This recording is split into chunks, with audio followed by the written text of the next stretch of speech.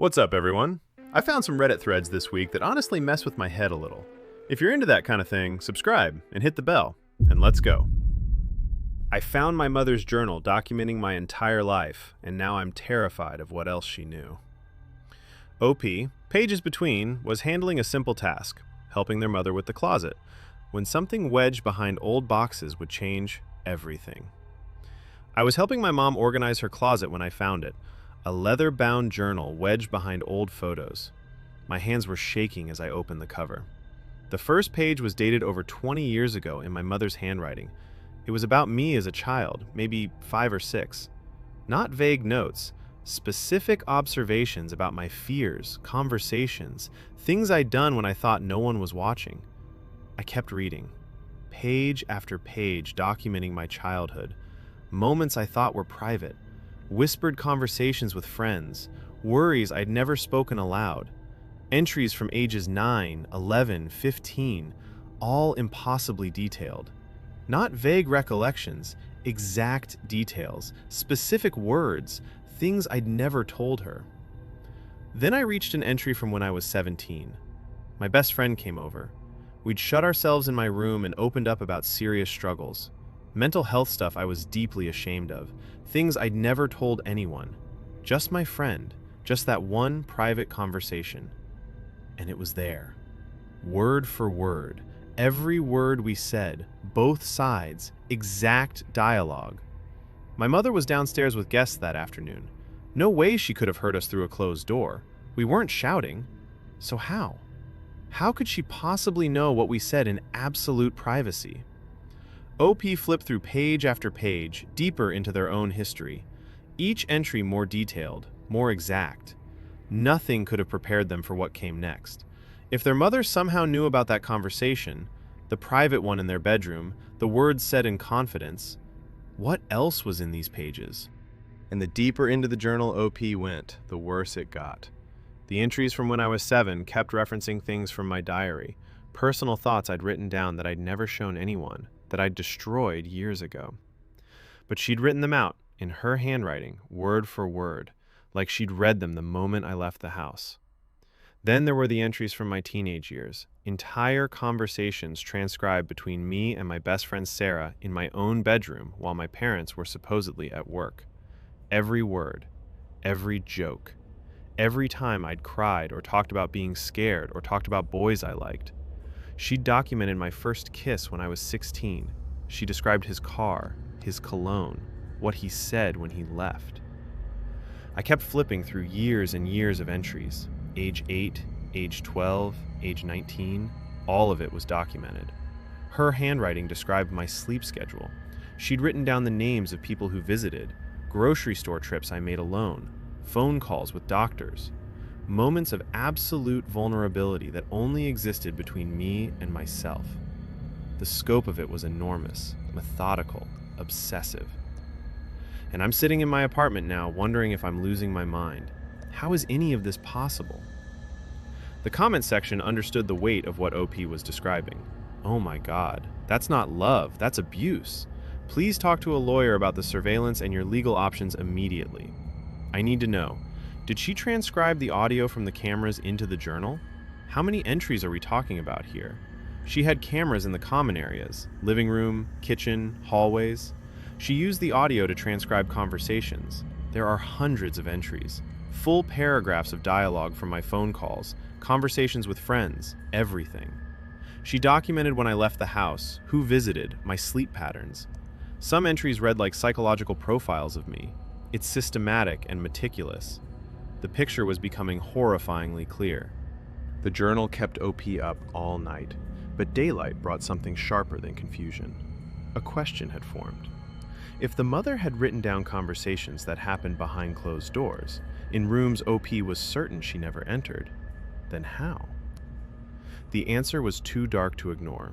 OP needed to search. The house felt different that morning. I started in my bedroom, the one I'd had since middle school. I looked at the corners, the vents, the smoke detector. My hands shook as I unscrewed it. Nothing. A small screw hole in the light fixture caught my eye. Something had been mounted there once. I went downstairs. The living room where I'd had conversations with my best friend about things I'd never told anyone. Behind the bookshelf, the wall looked fresher. In the kitchen, a picture frame hung at odd angles. Behind it, a lens. There were more. The bathroom angled at the mirror. My parents' bedroom in a smoke detector. The guest room where I'd cried alone after a breakup. Each one small, deliberate, professional. Not improvised. Installed with purpose. This wasn't careless parenting. This was systematic. Orchestrated. Happening since I was young enough to trust the spaces in my home. I sat on the kitchen floor and couldn't breathe. I was never alone. Not once. Not in a place I'd thought was mine. The comments that followed hit different. People understood what this meant. Not just violation, but systematic theft of privacy. I am so sorry. Your mother violated your trust and your autonomy for years. You have every right to cut contact and protect yourself. Does your father know about the cameras? Is he part of this, or also a victim? Either he's complicit or about to be floored when he finds out. This ends marriages. OP needs a lawyer and should distance from both until she knows which. And the weight of that settled in. OP wasn't just processing a betrayal. OP was about to confront it. So OP confronted her mother directly, asked point blank, "How did you know things I never told you?"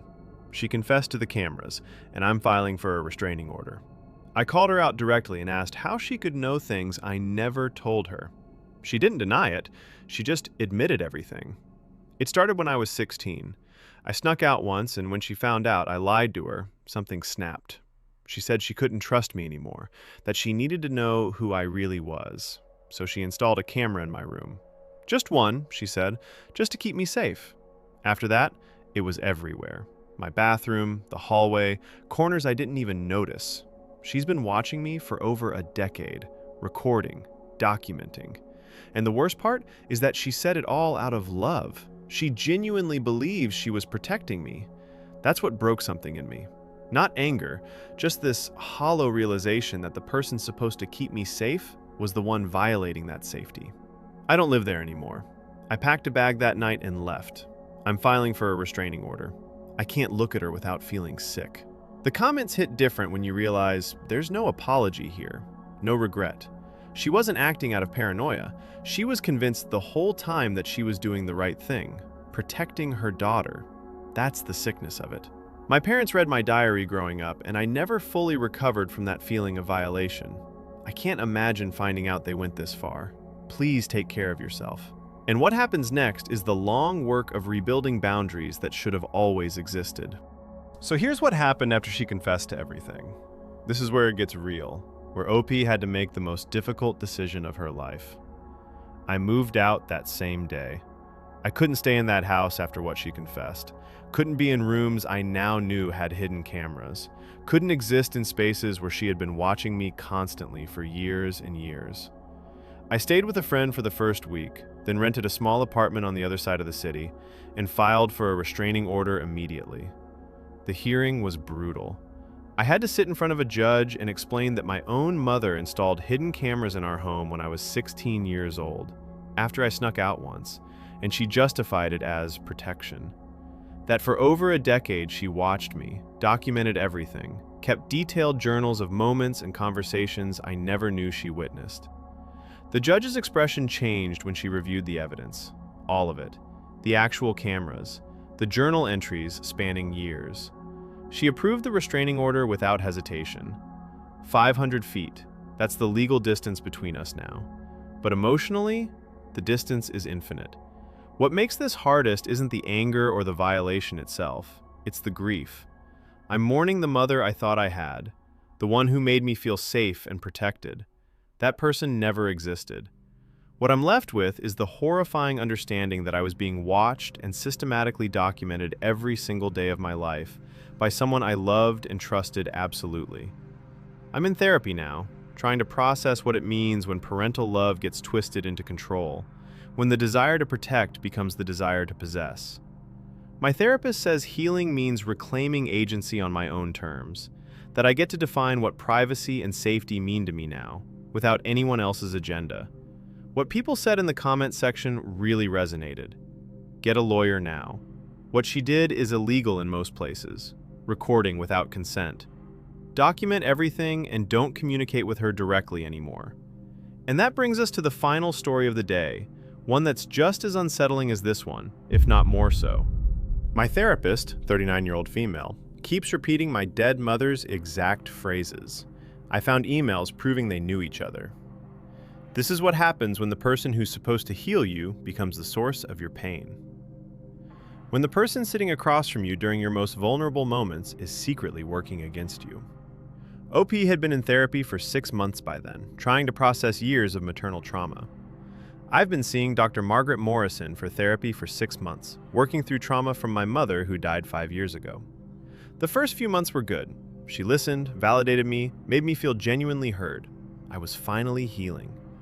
Around month 2, something shifted. Dr. Morrison would say things that sounded familiar. At first I thought I was paranoid, but I started noticing patterns, specific inflections, phrases I recognized, mannerisms that rang a bell. I pushed it down for weeks. Then came the moment that broke everything. I was talking about a promotion offer. I was anxious, didn't feel qualified. I told Dr. Morrison I needed validation that I could handle it. And she responded with something my mother used to say when choosing colleges. Not just a similar idea, her exact phrase, the exact inflection, the exact pause. I sat frozen. Because in that instant, I knew this wasn't coincidence. This wasn't a common therapeutic phrase. This was my mother's unique voice, her specific way of speaking, coming out of Dr. Morrison's mouth. The person I was paying to help me heal from my mother's damage had just channeled my mother perfectly. The question crashing down on me, how could she possibly know these things? And in that moment, the impossibility of it all came crashing down. Because this detail, this one specific phrase, opened a door that couldn't be closed. But that one phrase wasn't the only thing. Over the next few weeks, OP noticed more patterns, and the more she noticed, the more she couldn't look away. It started small, the way she tilted her head when I'd expressed doubt, exactly like my mother did. The phrase she kept using about integrating shadow self felt normal enough, but the intonation, the pause before the second word, that was my mother's timing. I started keeping notes, things I'd notice in sessions and then obsess over afterwards. A specific inflection when she asked about my relationship with my father, the way she'd fold her hands and lean back when I expressed anger. These were mannerisms, gestures, speech patterns that belonged to someone specific. But here's where I got trapped. How do you argue with a licensed clinical psychologist? If I brought up anything, it could be reframed. You're catastrophizing, she'd say. That's your trauma response. If I pushed back about the phrases, suddenly it was resistance, one of those therapeutic concepts that basically means anything the patient says against the therapist's interpretation is proof of something being wrong inside the patient. She had a shield. The entire framework of therapy became a shield. Anything I noticed could be my own projection, my own need to create narrative. The sessions kept happening. I kept feeling validated, and I kept spiraling. The comments section lit up. Even without explicit emails about you, any prior relationship between a therapist and a client's family member is a serious ethical violation. This needs to be reported to your state's licensing board immediately. Document everything right now. Write down every session you remember, every phrase that bothered you, dates, times. You're already forgetting details. This documentation might matter later. I'm not trying to dismiss you, but this is a pretty big accusation. Do you have the email thread still? Have you contacted your mother about it directly? I want to believe you, but I'm also wondering if there's another explanation. I don't have the emails anymore. I panicked and deleted them. Now my account is locked. I haven't confronted her because I'm terrified. If they coordinated, confronting her goes back to Dr. Morrison. If I'm wrong, confronting her confirms everyone I'm unstable. Either way, I lose. Some part of me knew this was too damaging, which is why I panicked and deleted them. Email deletion haunted what came next. From that point on, everything changed. OP couldn't stop researching. Background checks, grad school timelines, trying to find any thread that would connect Dr. Morrison to their mother. The rational part of OP knew this might be paranoia, but the other part, The part that had lived through childhood manipulation recognized the precision. And it kept happening.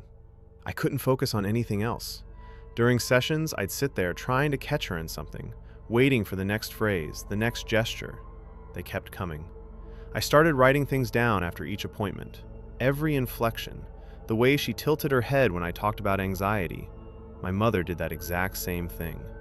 She'd tilt her head like she was listening, then twist whatever I said into proof that I needed her guidance. During one session, Dr. Morrison asked about my mother's rules, something I'd mentioned weeks before. As I described it, memories started flooding back. Not just that memory, others. My mother at the dinner table saying the exact same things Dr. Morrison had said to me in therapy. Phrases about self-discipline and needing validation before you trust yourself. I started shaking. Dr. Morrison called it a breakthrough. It wasn't. It was recognition. That's when it hit me. Every validation Dr. Morrison gave me was real, in the moment, but I was seeing it through my mother's lens now. I was being guided back toward the same thought patterns my mother spent years installing. The therapy was working, except the goal wasn't my healing, it was compliance. This wasn't coincidence, this was orchestrated, and I had to know how. And that was the shift. OP went from confused to certain, from victim of coincidence to investigator of conspiracy. The turning point was sealed. Something had to be done. There was no going back to blissful uncertainty now. OP had crossed the line from patient to interrogator, and the only direction left was forward. OP knew they had to look deeper, so they did something they'd regret doing, but regret not knowing even more. I asked her directly about my mother. Everything fell apart after that. I found my mother's old emails. Her account was still logged into a family device I hadn't touched in years, and I clicked. I know I shouldn't have, but I did. The emails were from 2.5 years ago, before I even started therapy with Dr. Morrison. My mother describing me like I was a problem to be solved. She's difficult to guide, resistant to family values. I think she needs professional help to see things clearly. And Margaret's response, so clinical, so perfectly professional. If she ever comes to me as a client, we can work on her thought patterns gently. That sentence, I read it 6 times. Work on her thought patterns gently. They went to grad school together. It's right there in their emails. They reconnected after years. And then, maybe weeks or months later, I called Dr. Morrison for my first appointment. I don't know if I'm paranoid. I don't know if I'm connecting dots that aren't there, but the dots are there. They're all there, and they line up perfectly. The comments hit different here. I had a therapist orchestrate something similar through a family member. It took me 3 years to figure out what was happening. Your gut feeling might be right. Trust yourself on this. The fact that she can use clinical language to disguise the same manipulation your mother used is genuinely predatory. Even if the connection was innocent, knowing and reinforcing family trauma patterns is a serious breach. Exactly. This is what makes predatory professionals so dangerous. They know exactly how to speak the language of healing while reinforcing harm. The institutional credibility means victims often blame themselves rather than the provider. The system is built to protect people with degrees. That's the coordination that made this real. That's the proof. OP made a decision. Walked into that next appointment ready. I asked her directly about my mother. Everything fell apart after that. I printed out the key emails, brought them to our next session. My hands were shaking when I pulled them out.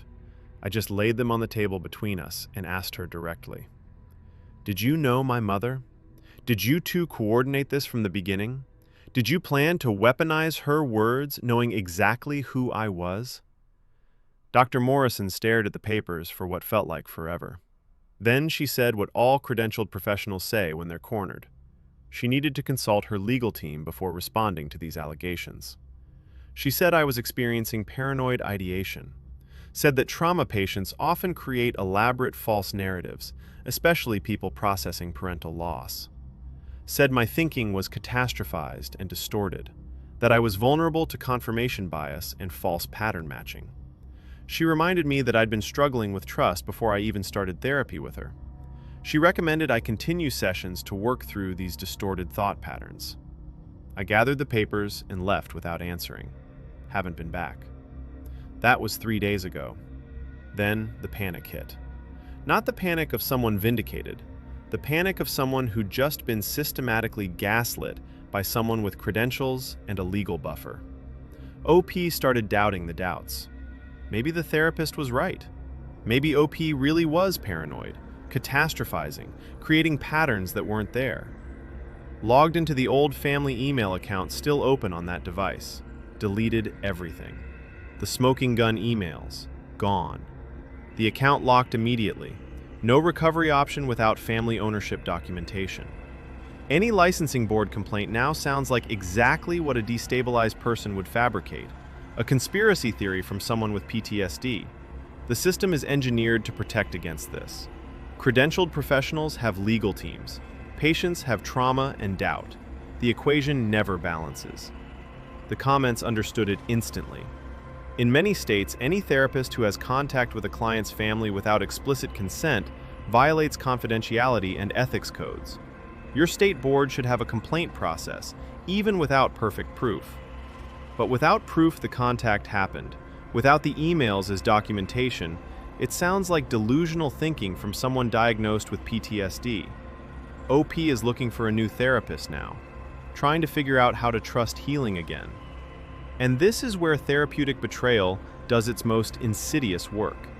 It doesn't fracture one relationship, it fractures your ability to believe in healing itself. Healing spaces are supposed to be sanctuaries. When credentialed professionals weaponize that authority to extend abuse instead of interrupt it, the damage doesn't stay contained. OP survived this and sees what happened, but now has to rebuild from a place where paranoia might actually be justified. That is the last story for today.